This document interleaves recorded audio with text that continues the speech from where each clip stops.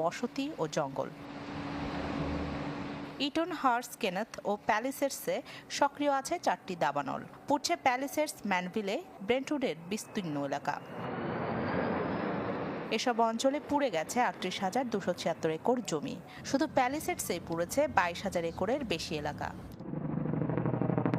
আগুন নেভাতে হেলিকপ্টার থেকে ছিটানো হচ্ছে পানি ও আগুন নিরোধক, তবে খুব একটা কাজে আসছে না, আছে পর্যাপ্ত পানির সংকট।